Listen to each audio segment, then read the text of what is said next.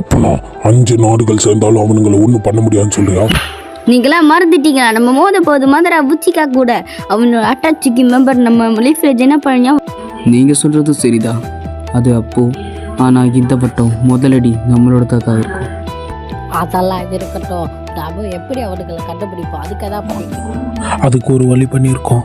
நம்ம மெம்பர்ஸ் எல்லாரும் சேர்ந்து அவன் இருக்க இடத்த கண்டுபிடிச்சிட்டாங்க. அப்படியா? ஆமாம், அவனை இருக்க இடத்த நெருங்கிட்டோம். எதுவுமே இல்லை, அதனால நம்ம கண்டிப்பா இன்னொரு நேஷன் கிட்ட தான் உதவி கேட்கணும்.